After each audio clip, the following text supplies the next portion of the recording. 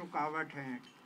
تو اس وقت ضرورت اس بات کی ہے، جو ابھی عابد اسحاقی کہہ کے بھی گئے ہیں، کہ پاکستان میں ایک ایسی تحریک کی ضرورت ہے جس میں صحافی، جس کے اندر وکلاء، جس کے اندر طالب علم، جس کے اندر ٹریڈ یونین، ان تمام کا اتحاد ضروری ہے کہ اس کو بنایا جائے، اور پولیٹیکل جو بھی آرگنائزیشنز ہیں ان کو، چاہے وہ حکومت میں ہوں چاہے حزب اختلاف میں ہوں، ان سے پہلے یہ اس جدوجہد کے نتیجے میں جو ہم حاصل کرنا چاہیں وہ نہ صرف یہ ہے کہ تمام ادارے جو ہیں وہ اپنی تنخواہیں اپنے بروقت ادا کریں اور ویج بورڈ کے مطابق ادا کریں، اور اگر نہیں کریں تو وہ پھر اس یعنی اس میں نہ رہ سکیں، ان کو اس میں نہ رہنے دیا جائے، اس کی بھی کوشش کی جا سکتی ہے۔ لیکن زیادہ اس بات کی ضرورت ہے کہ یہ 3-4 قوتیں جو ہیں یہ متحد ہوں، اور یہ متحد ہو کے اپنے یہ حقوق منوانے کی جدوجہد کر سکتی ہیں۔ اس 85 ایئرس کا میں ہو گیا ہوں، میں ابھی بھی اس میں حصہ لینے کے لیے آمادہ ہوں، لیکن اس بات کی ضرورت ہے کہ یہ اتحاد قائم ہو، اس میں وکلاء شامل ہوں، اس میں صحافی شامل ہوں، اس میں طالب علم شامل ہوں، اس کے اندر ٹریڈ یونینز کو شامل کیا جائے، اور وہ ترقی پسند اور ایسے حلقے جو ہیں وہ اس کے اندر حصہ لیں۔ تو میں سمجھتا ہوں کہ وہ یہ ہو نہیں سکتا کہ ہم لوگ اس میں کامیاب نہ ہوں۔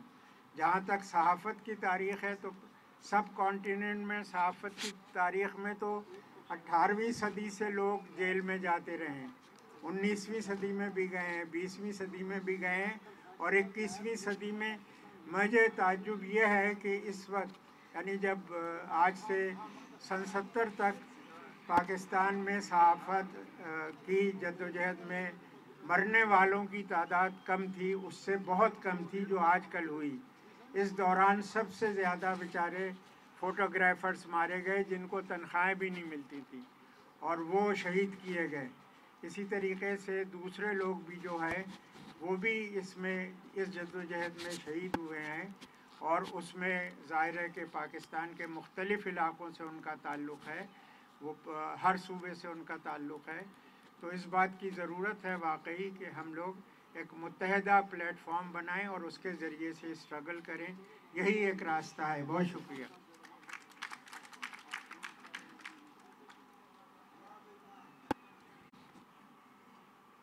وقت بہت ہو چکا ہے، بہت تقریریں ہو گئی ہیں،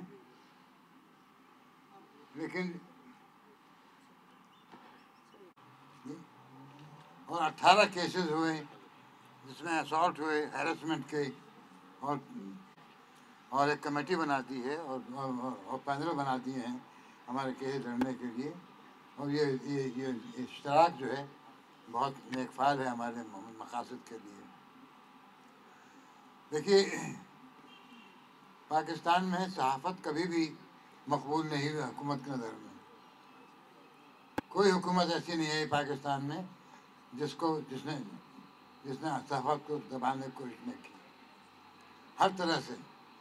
اس لیے یہ کوئی نئی بات نہیں ہے، بس فرق اتنا ہے کہ پہلی حکومتیں صحافت کو نیسیسری ایول سمجھتی تھی، اور اب جو حکومت ہے وہ ان نیسیسری ایول سمجھتی ہے۔ اس لیے ہمارے مشکلات میں اضافہ ہو گیا ہے، لیکن اگر ہم اتحاد رکھیں، اور پھر یہ دیکھیے کہ پی ایف یو جے کا کردار اس ملک کی تاریخ میں بہت روشن ہے۔ پی ایف یو جے ایک واحد تنظیم تھی جس نے کبھی مارشل لا کو ایکسیپٹ نہیں کیا،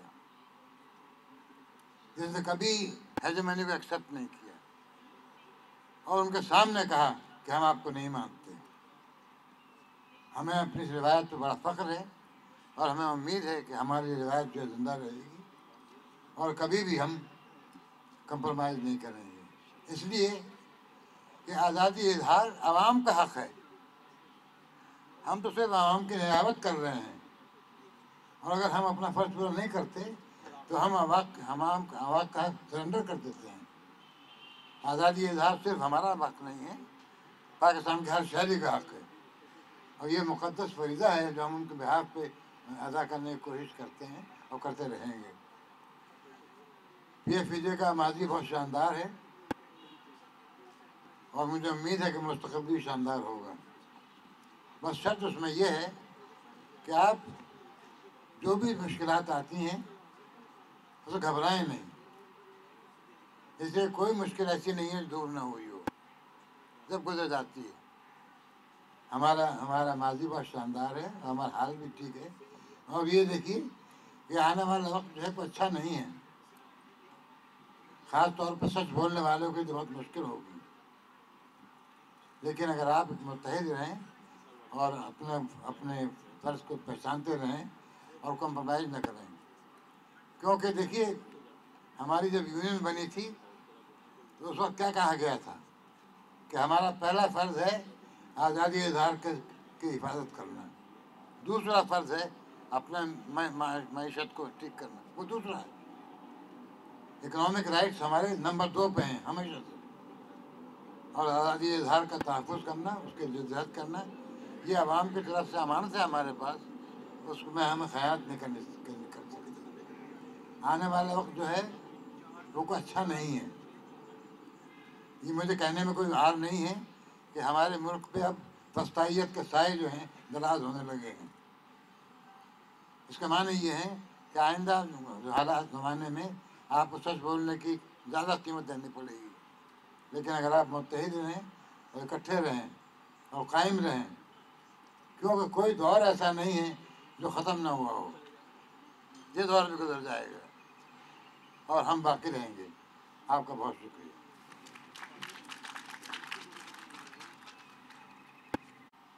PFUJ اور خواتین و حضرات، یہ جن حالات کی طرف رحمان صاحب نے توجہ دلائی مشکل اور صبر آزما ہے۔ تاریخی طور پر اس کی بہت ساری وجوہات ہو سکتی ہیں، لیکن یہ حقیقت ہے کہ صحافت، فریڈم آف سپیچ کے حوالے سے جو حالات ہیں وہ بہت زیادہ تکلیف دہ ہیں، اور دیکھا جا رہا ہے کہ جن معاملات میں کچھ اینٹی اسٹیبلشمنٹ ایلیمنٹس ہیں ان کو کسی قسم کی بھی صحافت میں پذیرائی نہیں دی جاتی، یقینی طور پر پیچھے کوئی اور فورسز ہے جو نہیں کرنے دیتی، اور اس کا مجھے بہت تلخ تجربے ہوئے ہیں پچھلے دنوں۔ اور یہاں تک کہ جب ایکسٹینشن کا معاملہ ہوا تھا تو میں نے ایک مضمون لکھا تھا ایکسٹینشن کے حوالے سے،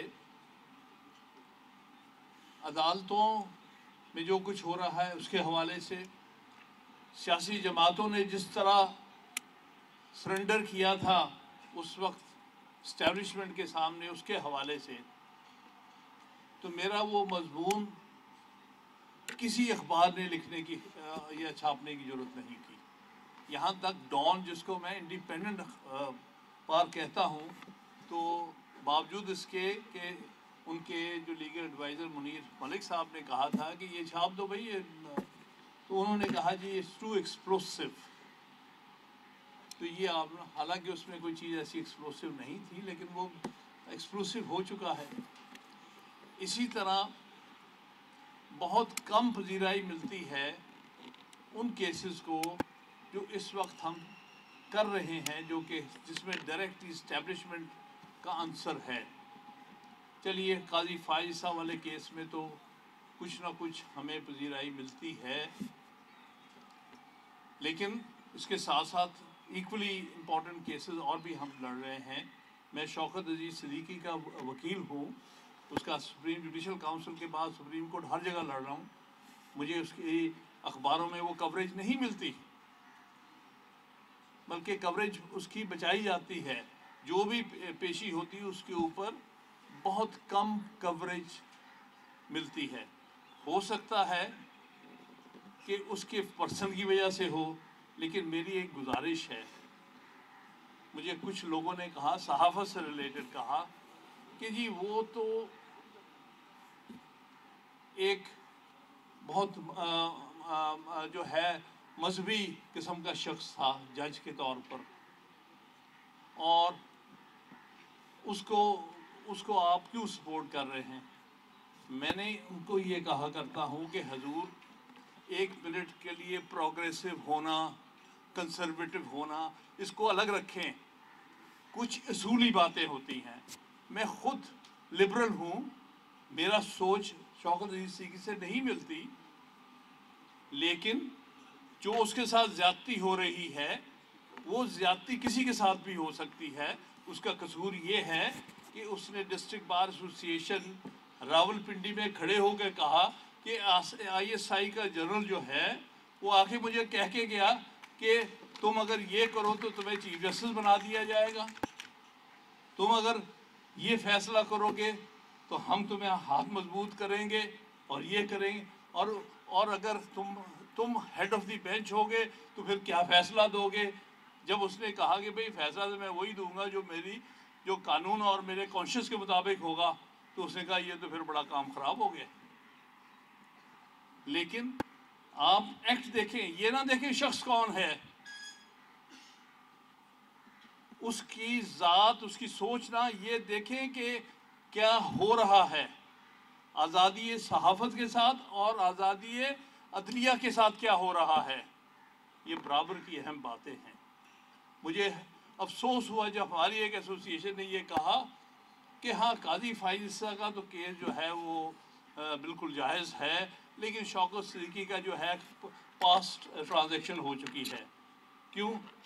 بھئی وہ بگیٹڈ آدمی ہے. بھئی بگیٹڈ آدمی ہو، لیکن اس نے کل کو جج کے طور پہ ریٹائر ہو جانا. لیکن اگر یہ کام شروع ہو گیا کہ ISI کا جنرل لوگوں کو بتائے گا ججز کو کہ یہ بینچ بناؤ اور یہ فیصلے دو، تو پھر اس سے سب کا نقصان ہوگا.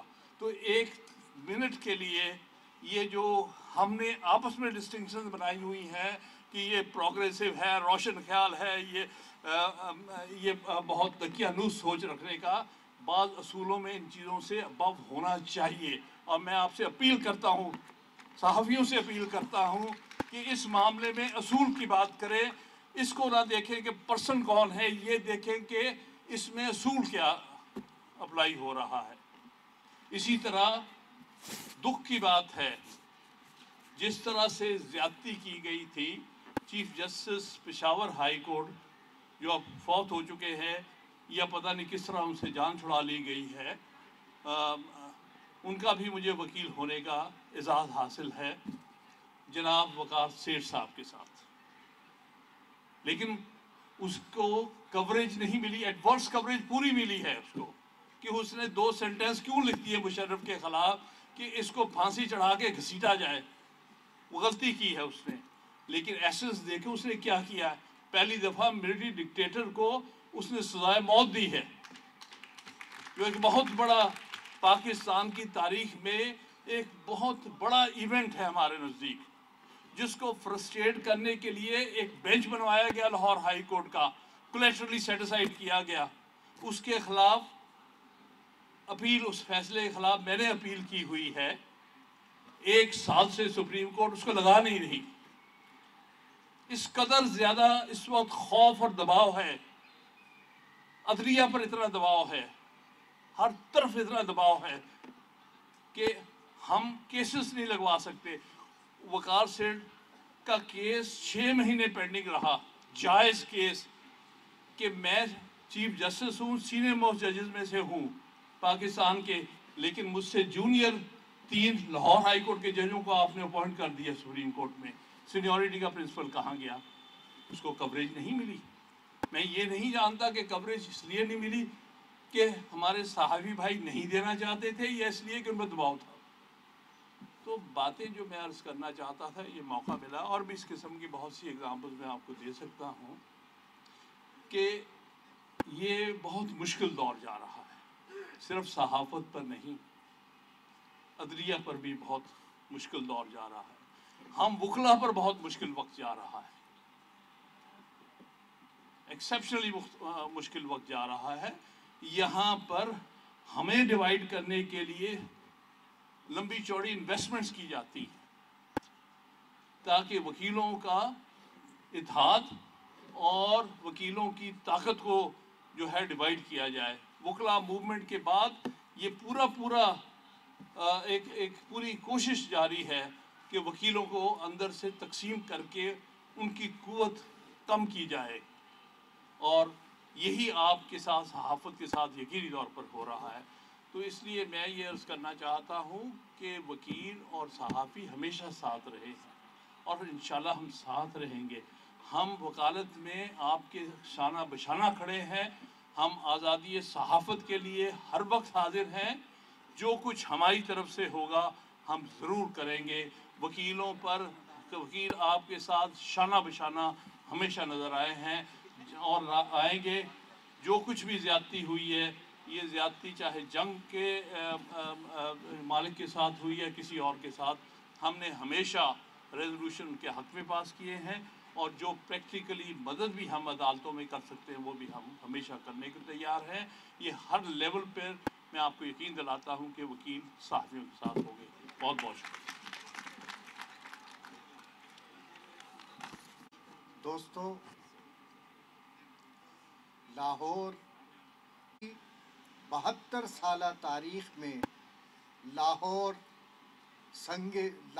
کے عوام جو ہیں وہ ہمارے لیے، اور تاریخ میں ان کا نام جو ہے وہ ہمیشہ روشن رہے گا کہ انہوں نے ہر دور میں، چاہے وہ آمریتوں کا دور ہو یا جمہوری ادوار ہو، جب بھی انسانی حقوق، پریس کی آزادی اور رول آف لا پہ جو ہے وہ قدغنیں لگائی گئیں، تو لاہور کے عوام نے جو ہے سب سے پہلے ان کو چیلنج کیا. تو ساتھیوں، آج کا سیمینار لاہور میں رکھنے کا بھی یہی مقصد تھا کہ ہم جس ڈیسائسو موومنٹ کی طرف جانا چاہ رہے ہیں،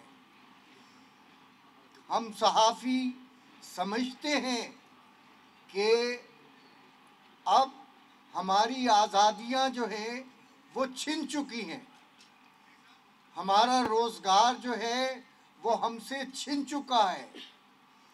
میڈیا اونرز اور حکومت جو ہے اس نے ایک ہولی الائنس کر لیا ہے کارکنوں کے خلاف. ہمارے پاس اب کوئی راستہ نہیں ہے سوائے ایک راستے کے کہ ہم نے جدوجہد کرنی ہے، اور ہماری جدوجہد اب اس وقت تک جاری رہے گی جب تک ہم بقول آئی رحمان صاحب کہ Pakistan federal union of journalist 2 points کے لیے بنی تھی.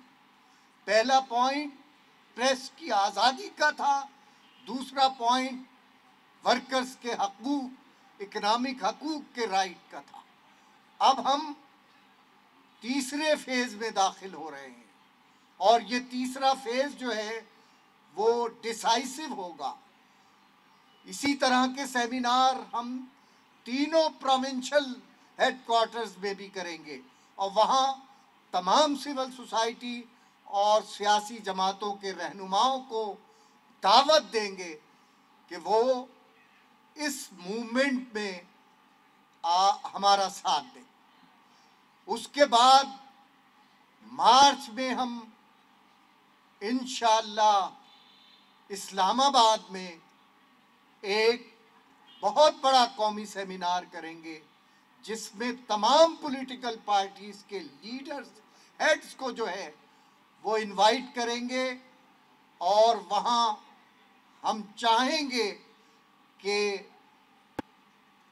یہ جو آزادیاں ختم ہو چکی ہیں، پاکستان جس بحران سے گزر رہا ہے، اس بحران سے نکالنے کے لیے تمام جمہوری قوتوں کو، تمام سیاسی اور سماجی قوتوں کو جو ہے وہ پاکستان کو بچانے کے لیے جو ہے وہ جدوجہد کرنی ہے، اور اس میں صحافی بھی جو ہے وہ اپنا رول جو ہے وہ ادا کریں گے. تو میں آج کا جو کنکلوڈنگ سٹیٹمنٹ ہے وہ پڑھ دیتا ہوں PFUJ کی طرف سے، یہ انگلش اور اردو دونوں میں ہے۔ Pakistan federal union of journalist PFUJ نے صحافیوں اور میڈیا کو درپیش مسائل کے حل کے لیے حکومت کو وارننگ دی ہے، اور یہ وارننگ 3 مہینے کی ہے۔ مارچ تک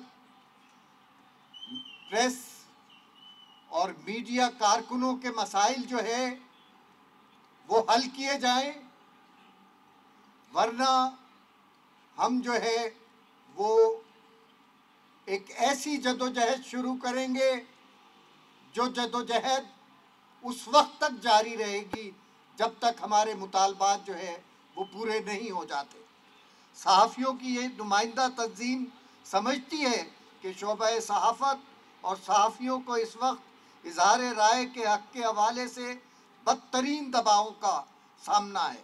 حکومت اگر مقررہ مدت میں صحافیوں کی نمائندہ تنظیموں کی شراکت سے ایک ایسا فریم ورک بنانے میں ناکام رہی جو ذرائع ابلاغ کے وابستگان کو جسمانی، معاشی، ذہنی تحفظ فراہم کر سکے، تو پھر مجبوراً صحافیوں کو ملک گیر مظاہروں، ہڑتالوں اور لاک ڈاؤن کا سہارا لینا پڑے گا۔ تنظیم کے نزدیک صحافیوں کے تحفظ، حفاظت کے لیے کافی عرصے سے زیر التوا قانون سازی کو فوری حتمی شکل دینا ضروری ہے۔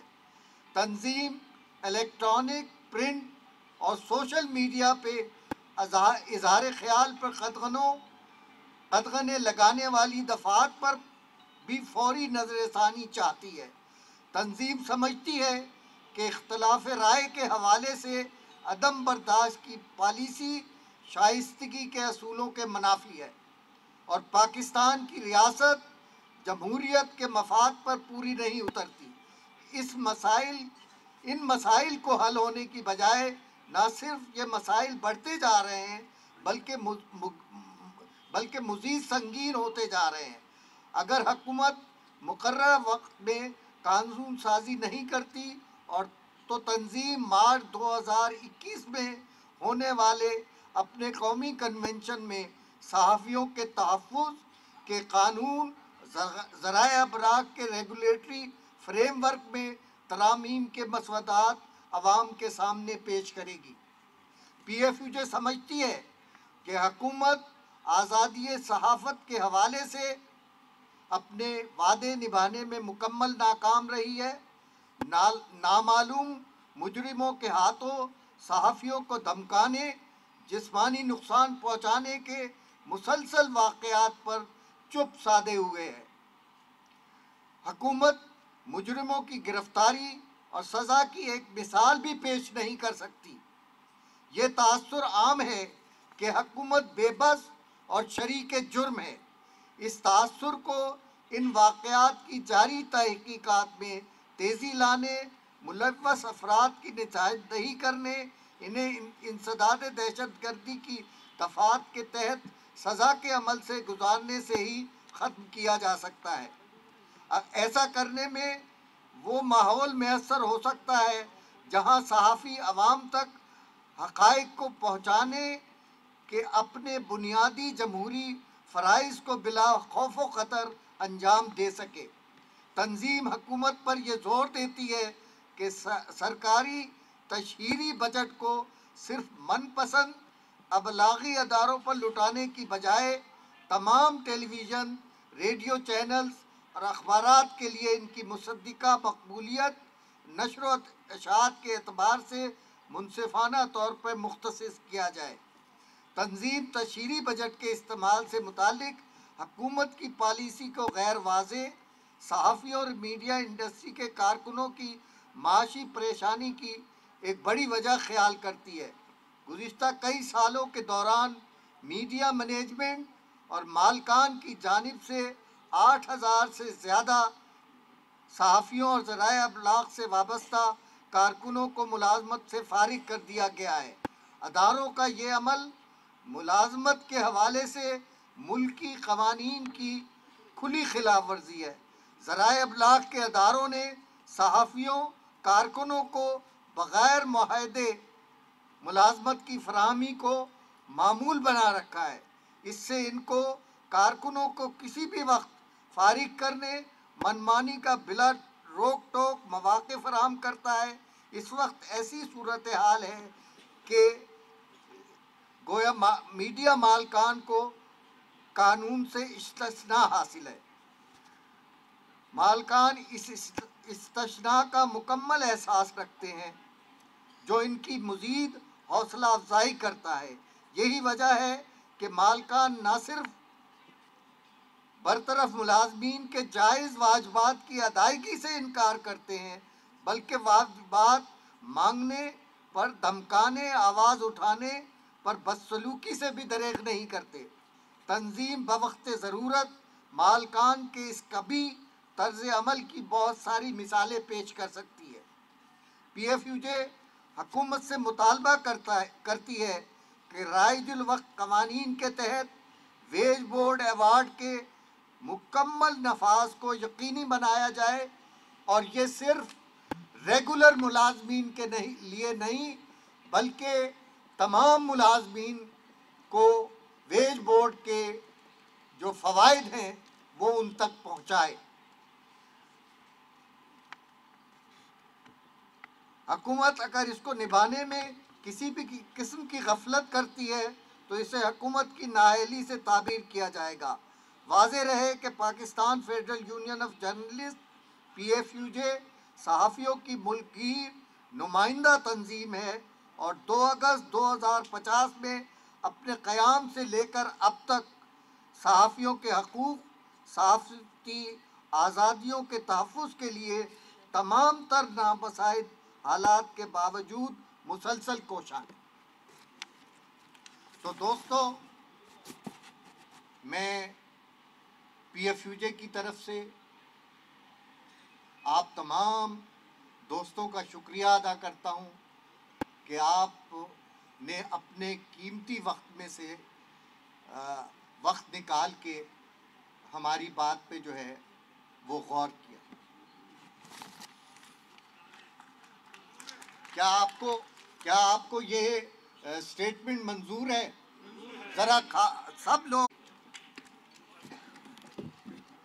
بہت شکریہ، اس لیے کہ پاکستان پیپل پارٹی نہ صرف پاکستان کی بلکہ مظلوم اور محروم طبقے کی بھی۔ ذوالفقار صاحب، ناصر زیدی صاحب ہمارے لیے انتہائی قابل احترام، ہمارے سینئرز، یہ ہمارے ایک بہت ہی قریبی ساتھی شیخ مقبول صاحب پاک عرب سوسائٹی میں ان کی ڈیتھ ہوئی، ان کا جنازہ تھا 4:30 بجے، تو وہاں سے میں 5 بجے نکلا ہوں، اور راستے کی ٹریفک کی وجہ سے یہاں پہ پہنچتے مجھے قمر بٹی صاحب کا حکم تھا کل سے ہی، لیکن آج ان کی اچانک ڈیتھ ہوئی۔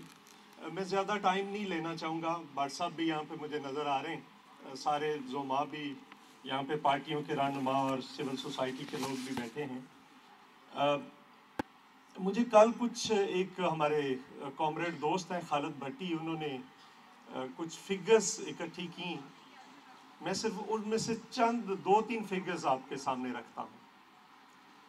ایک تو جو بینکنگ سیکٹر ہے اس میں سوائے نیشنل بینک اور سوائے اسٹیٹ بینک کے سارا پرائیویٹائز ہو چکا ہے۔ شوگر انڈسٹری 100% پرائیویٹائز ہے، گھی ملیں ساری کی ساری پرائیویٹائز ہیں، سیمنٹ سارا 100%، اس میں کوئی پبلک سیکٹر نہیں ہے، جس کی وجہ سے کارٹلز بن گئے ہیں۔ اور میں اگر میڈیا کو بھی لے آؤں اس میں، تو میڈیا کے مالکان بھی سارے اکٹھے ہو گئے ہیں، سارے کا سارا میڈیا جو ہے وہ ایک کارٹل کی طرح ورک کرتا ہے۔ اور میں سینئر ایڈوکیٹ ہیں، سپریم کورٹ بار کے پریزیڈنٹ رہے ہیں، میں یہ کہنے میں کوئی عار نہیں مجھے کہ یہ مالکان اس وقت پارلیمنٹ، حکومتوں اور عدالتوں سے زیادہ طاقتور ہے۔ اور اس میں ایک اور ٹریڈ یونین لیس دین 1% ٹریڈ یونین کے اندر جو ورکرز پاکستان کا ہے وہ آرگنائزڈ ہے، لیس دین 1%۔ یہ اس کا نتیجہ ہے۔ آپ کی پریس کلب تگڑی ہو گئی ہے، اور پریس کلب کے اندر مالکان کے لوگ، مالکان پیسے دیتے ہیں، سپورٹ کرتے ہیں، اور یونین جو پی ایف یو جے ہے یا جو آر اے یو جے ہے وہ کمزور کر دی گئی ہیں شعوری طور پر، چونکہ آپ کا پہلا کانفلکٹ جو ہوتا تھا وہ تو مالک کے ساتھ ہوتا تھا، اب ان کا تو مالک کے ساتھ کوئی کانفلکٹ نہیں۔ سو یہ ایک بتدریج طریقے سے پاکستان کے اندر ضیاء الحق کے دور کے بعد ٹریڈ یونین کا خاتمہ کر دیا گیا۔